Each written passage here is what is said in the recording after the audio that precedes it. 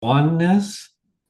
And so somehow Erwin Schrodinger had insights to these things into the nature of reality. It's just, I always marvel at the way people have these revelations that are way ahead of their time. So we're going to continue on and do section 4 in this session. Hello and welcome to Miracles on High Plains. My name is Jonica, and our reader for this session is Julie.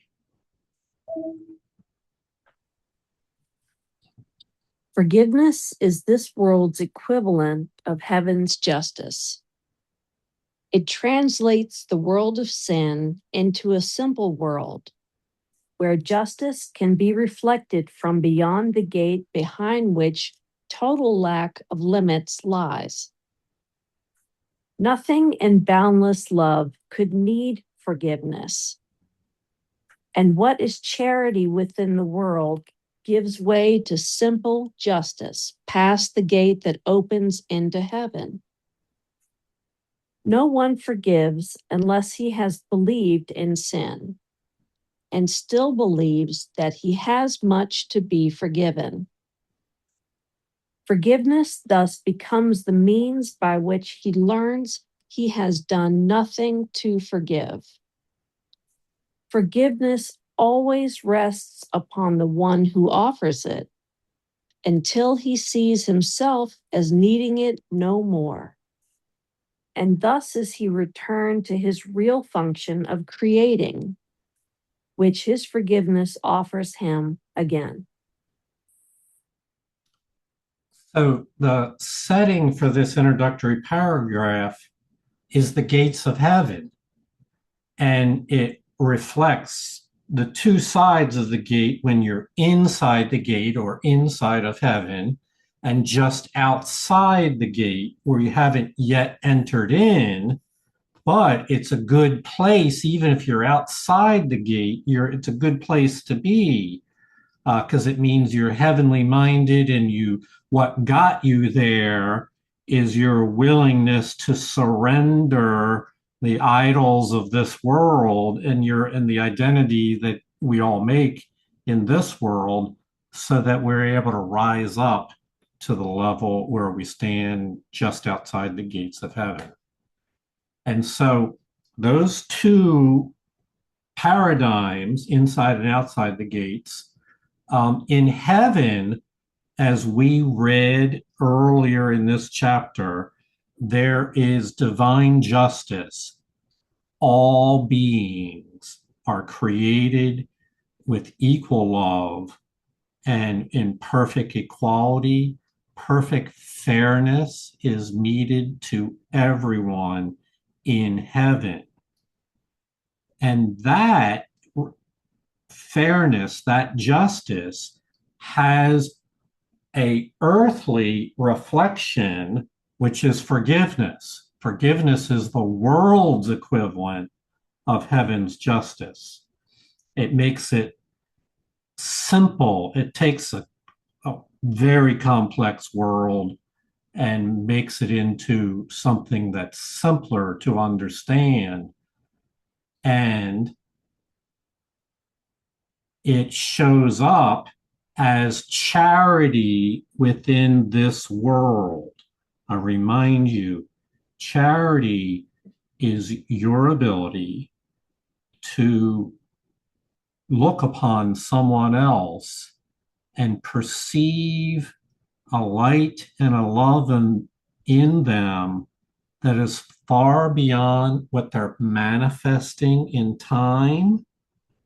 So this is to see someone with charitable eyes is the same as seeing someone with spiritual vision, with soul consciousness, so that you recognize the light within them, even when it's not so obvious in their behaviors or in their thinking, their speech. So what is charity in this world which is a gift, in heaven gives way to justice. There's no longer this differential in heaven. And so charity is no longer need, and divine justice takes its place.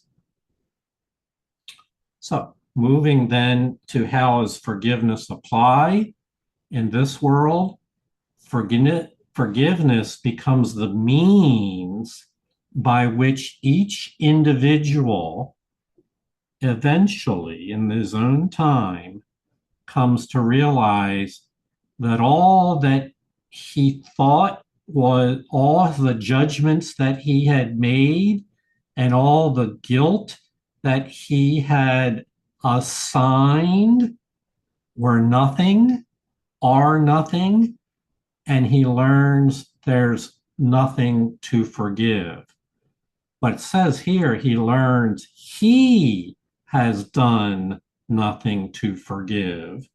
So it applies to the one doing the forgiveness.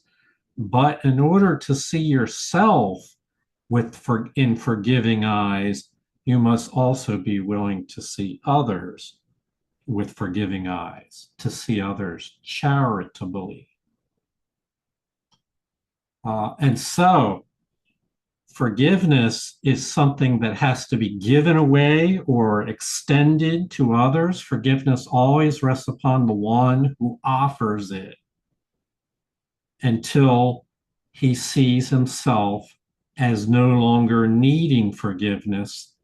And when he reaches the point where he learns he has done nothing to forgive, he no longer needs forgiveness, then he returns, he crosses the gate into heaven and returns to his real function of creating.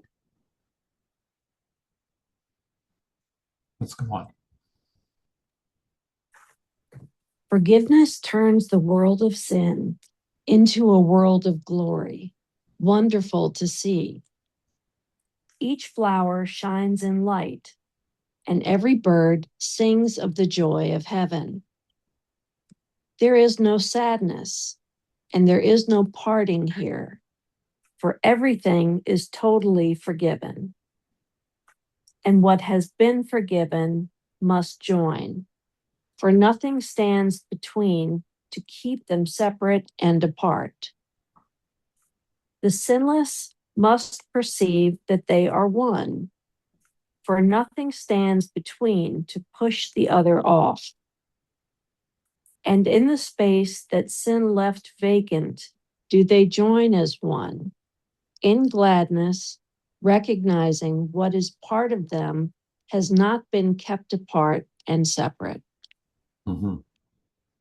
So it refers to two, even three times here about something that stands between you and another, you and your brother, something that separates the two of you, which is the assignment of guilt, the belief that the other person is flawed, the belief that the other person is unworthy of your love, which is the real meaning of sin.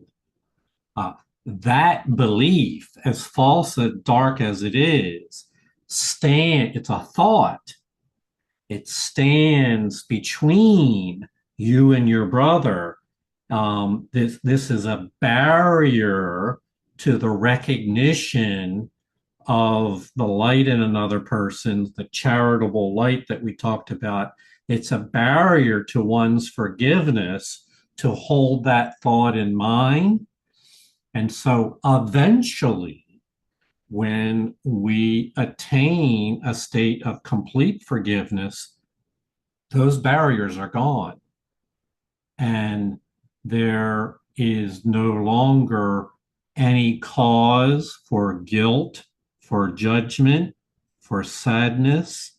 When those barriers are gone, it frees the individual from the ego prison. And thus it refers to it here, nothing stands between to keep you separate from your brother, and nothing pushes you apart from each other. Go on. The holy place on which you stand is but the space that sin has left. And here you see the face of Christ arising in its place. Who could behold the face of Christ and not recall his Father as he really is? Who could fear love and stand upon the ground where sin has left a place for heaven's altar to rise and tower far above the world and reach beyond the universe to touch the heart of all creation? What is heaven but a song of gratitude and love and praise by everything created to the source of its creation? The holiest of altars is set where once sin was believed to be. And here does every light of heaven come to be rekindled and increased in joy. For here is what was lost restored to them, and all their radiance made whole again. So they're still referring to what we read in the previous paragraph, where sin stands between you and your brother in unforgiveness. When that is vacated, what takes its place? The holy place is the relationship is no longer separated by guilt and judgment. So what takes its place is a holy relationship. The holy place in which you stand is the space that sin has left. For in other words, it's a transformation this that we read in the earlier section called the borderland zone. It's a transformative awareness that holy relationships are the Creator's plan and pattern for how we interact with each other. And it uses the metaphor that will come many times. Here is where we see the face of Christ arising in its place. And that metaphor, the face of Christ, has many meanings, which we won't cover here, but know that that is a symbol, obviously, for something very holy. And we'll delve into the layers of meaning of that in the future. And so, who could behold the face of Christ and not recall his Father? And then it makes a reference to the holy altar, which we've seen before. It's referred to as the altar to the Father and the Son. Well, that's exactly what we were just referring to, beholding the face of Christ the Son and recalling his Father. And in that, and this is a relationship. The way I choose to view it is this is what stands between you and all the members of creation. They call it a place for heaven's altar to rise. And the metaphor here is, it's more than a metaphor, though. I shouldn't call it's both a metaphor as well as symbolic of a reality that this altar to the Father and the Son rises, it towers far above the world and reaches beyond the universe of time and space to touch the heart of the Creator. It's the altar to the Father and the Son. And that altar symbolizes many things, but what you bring to the altar your relationship to the holy altar of the Father and the Son is really the essence that we should be aware of, that whether you know it or not, you have a relationship to this altar. Sometimes the relationship is distorted, but in the forgiven state, the relationship is restored to its sacred intention, which is what they talk about here, where the holy place in which you stand is a space that sin has left. So, very powerful symbolism here. Father, Son, the altar to the Father and Son. And when sin has left, guilt and judgment have left, then that relationship, that sacred space, extends beyond this world all the way to the heart of the Creator. It says the holiest of altars is set where sin was once believed to be. If you're going to write anything down, that's would be right up there in my book. The holiest of altars is set where once sin was believed to be. And here does every light of heaven come to be rekindled and increased in joy. Wow, that's profound.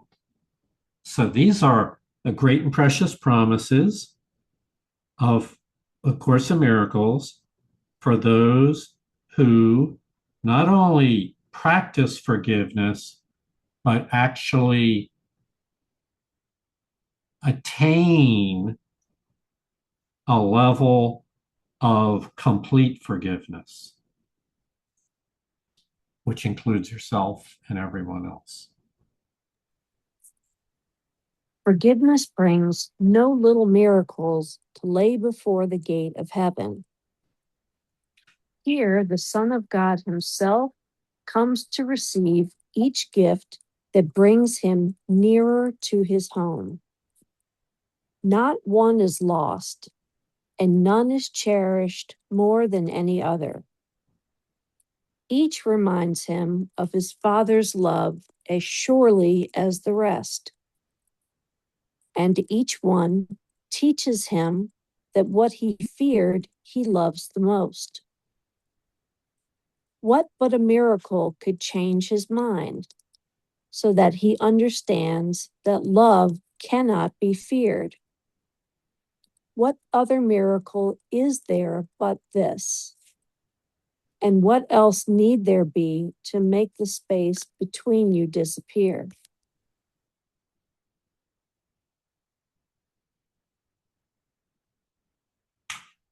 I don't know that I have any comments here. Let me pause a moment.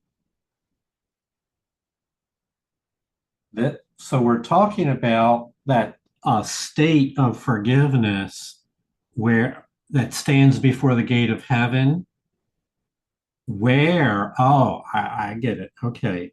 When one is willing to forgive yourself and also everyone else, then in front of the gate of heaven, there's a receiving of gifts.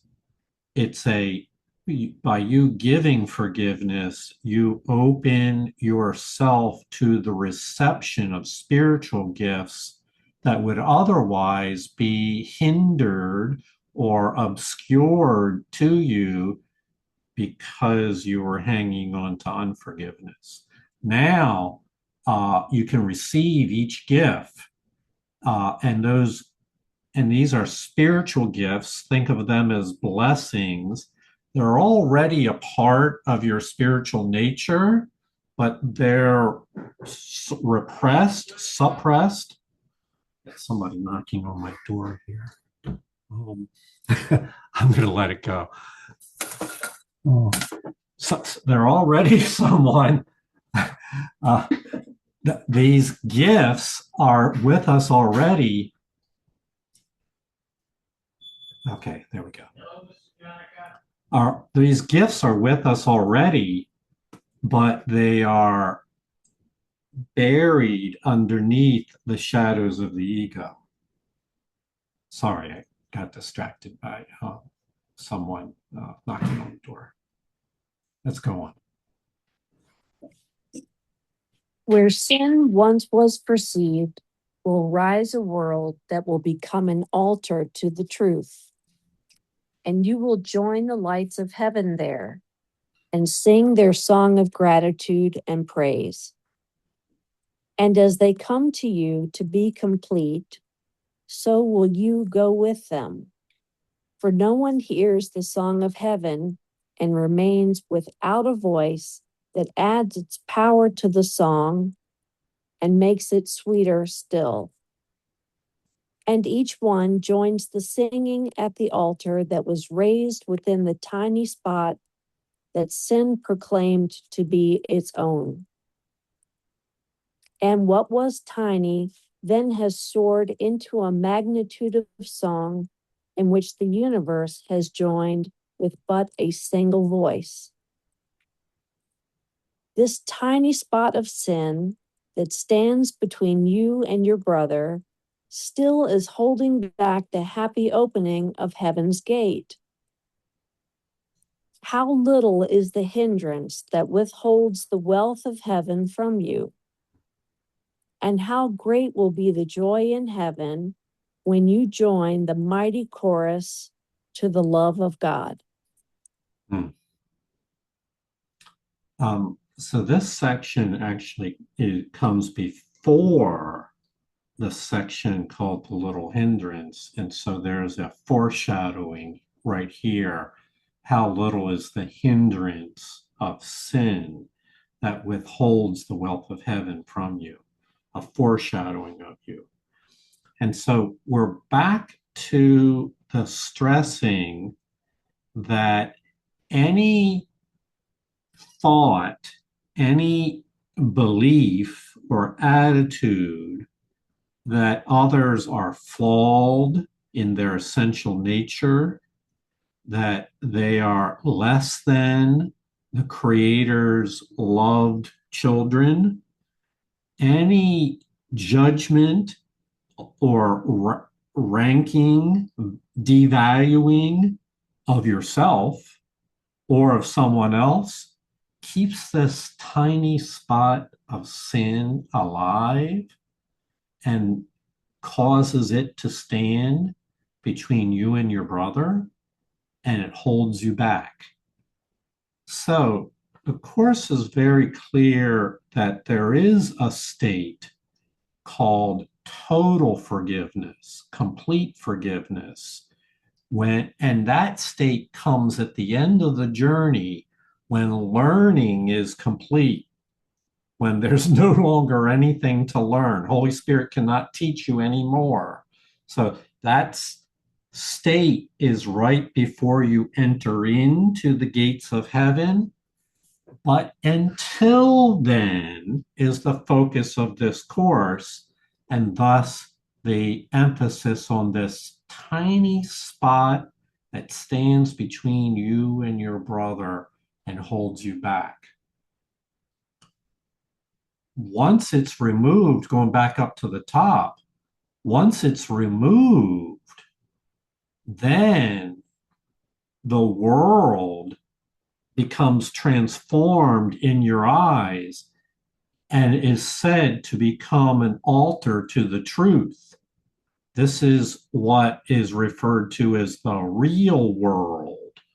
We referred to it in section 3 as the borderland between heaven and earth.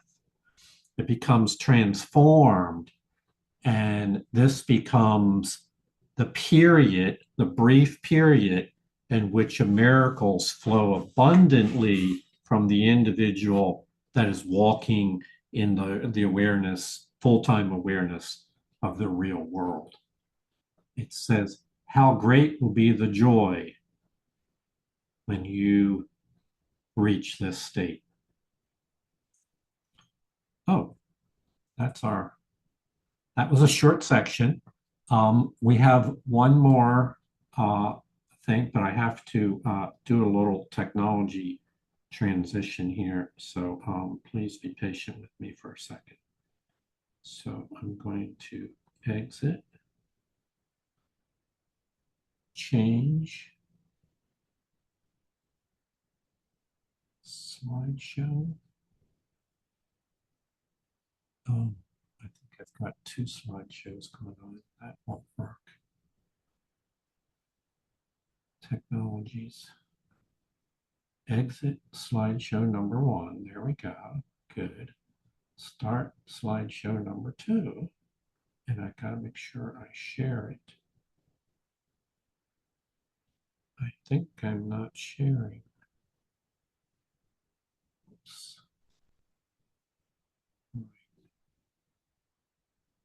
So, you guys, I don't know if you appreciate all the technology that's involved in bringing this to you, but really you have to know where to click.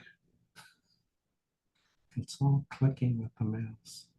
Enter full screen. Okay.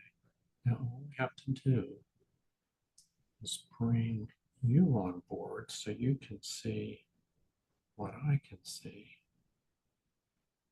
And voila. There we are. Simon, if you can see that now, give me a okay signal. Yep.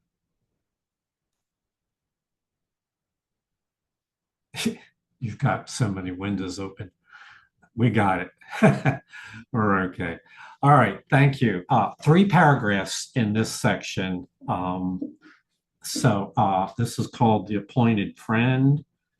And the reason why I mixed up the order is it was just easier to do these 2 smaller sections in one session and you understand. So, The Appointed Friend.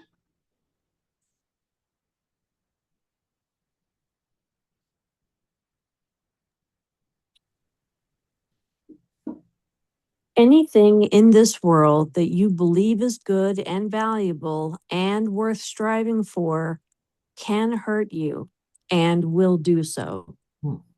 Not because it has the power to hurt, but just because you have denied it is but an illusion and made it real. And it is real to you. It is not nothing. And through its perceived reality has entered all the world of sick illusions. All belief in sin, in power of attack, in hurt and harm, in sacrifice and death has come to you. For no one can make one illusion real and still escape the rest. For who can choose to keep the ones that he prefers and find the safety that truth alone can give? Who can believe illusions are the same and still maintain that even one is best? So this is a message that every ego would prefer not be here. Because what it says is reiterates what we said a moment ago, that one tiny spot of unforgiveness will act as a hindrance, a little hindrance, but a hindrance nonetheless, to receiving the gifts of heaven. And so here it then elaborates on the nature of that tiny spot, of that one bit of unforgiveness. And it does so in a very broad way. Anything in this world that you believe is good and valuable and worth striving for can hurt you and will hurt you. Not because the thing has power to hurt, but because your mind has given power away to the thing, the illusion, and believing in the illusion made it a little hindrance to your understanding of where true reality lies.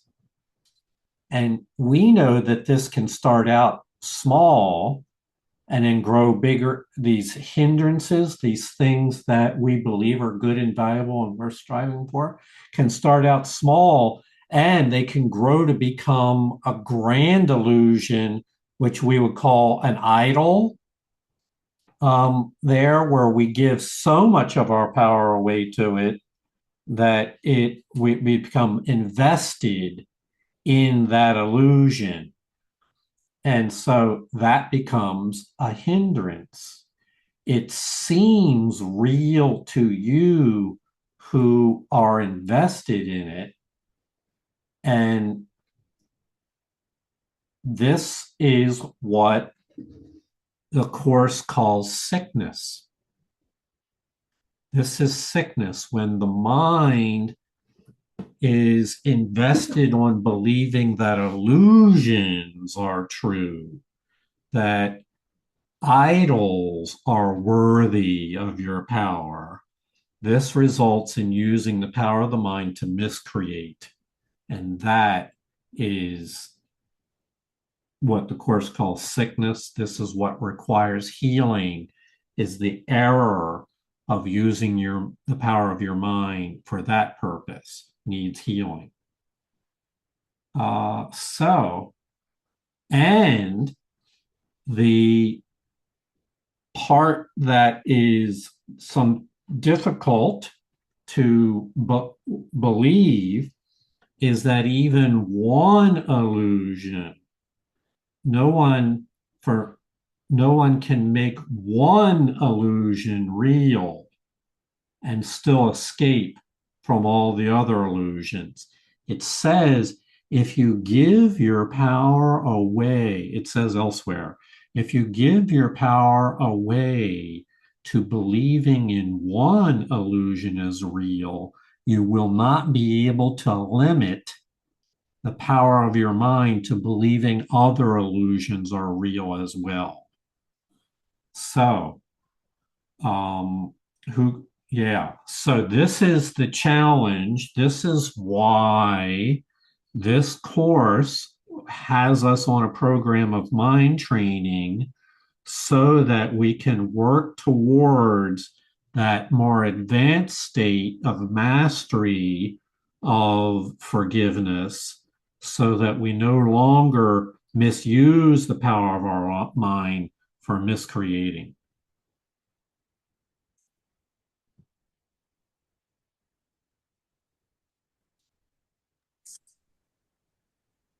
Leave not your little life in solitude, with one illusion as your only friend.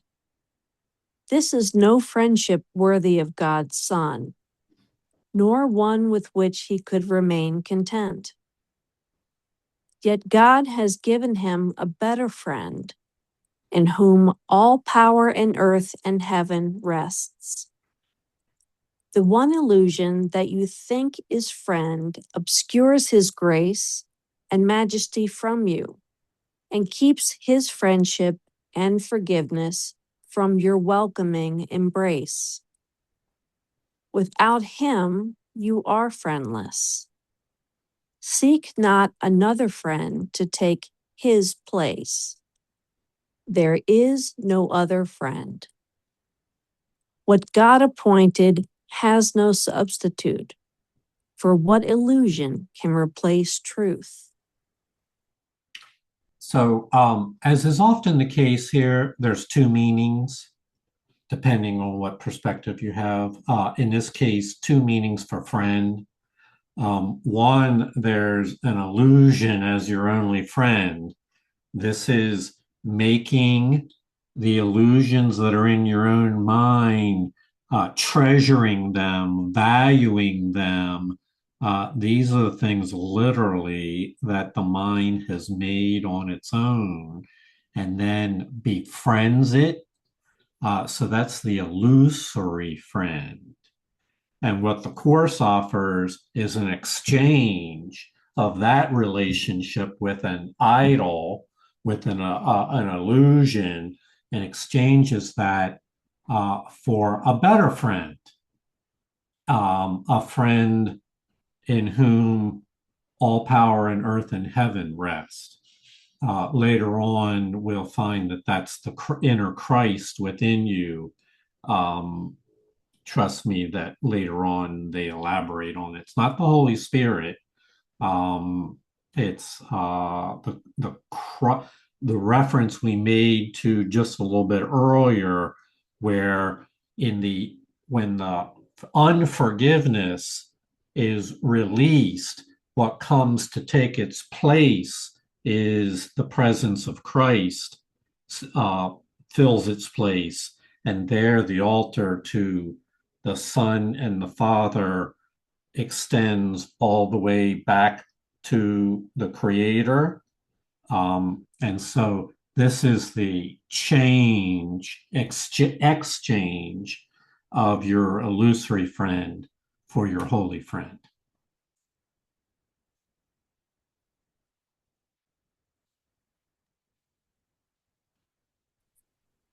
Who dwells with shadows is alone indeed, and loneliness is not the will of God.